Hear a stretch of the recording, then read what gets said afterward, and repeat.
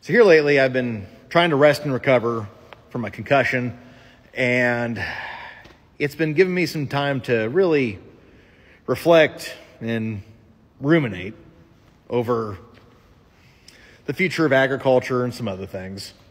And while there are some things I'm excited about for agriculture, there's some things that I'm absolutely terrified about. And since this is the internet, which abounds with unsolicited opinions, I'm going to give you mine. We're going to make a series out of it. First one we're going to talk about is land prices. I've been trying to expand my part of the operation a little more here lately, and, well, the results have been a little bit disheartening. Patch I looked at a while back, kind of in my price range. Found out why it was in my price range. Went out. It has been so aggressively tilled for so many decades at this point. There's no topsoil left. It's just worked down to the bedrock. It's essentially worthless. I don't even think it's good for pasture ground. It's so bad. Then another quarter that I was just recently looking at. I was like, okay, not too far from where I'm at. This might fit pretty nice. Then I saw the price tag on it, and I about fainted because I ran the math on that.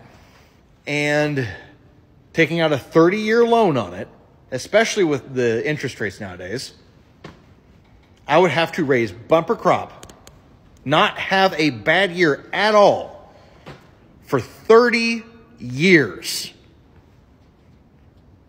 just to keep that ground paying for itself. Not turning a profit, just breaking even. Like, I'd actually see my first profit off of that ground after I turn 65.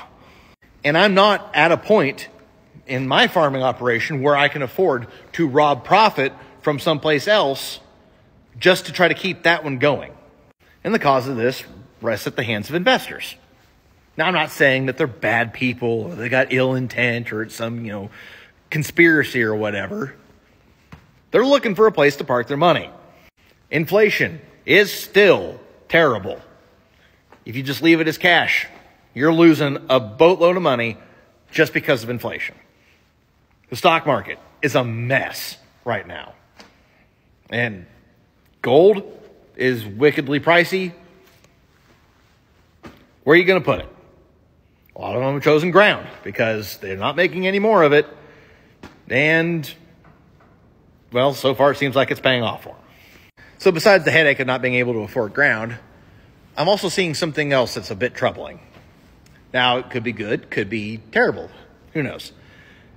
I'm seeing ground that was initially bought by some investors get flipped in another year and a half, 2 years for some reason, to an entirely different group of investors because the first group wanted out of it.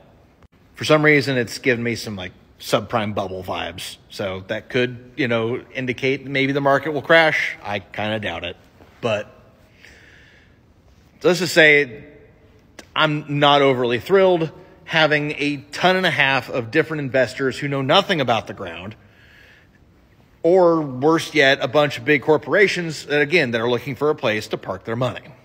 Because when farmers can't afford to buy any ground for themselves, and it's all owned by investor groups and corporations, you're essentially going to have a nation of sharecroppers. And that does not sound delightful. Next up, let's talk about labor shortages. Thanks for stopping by.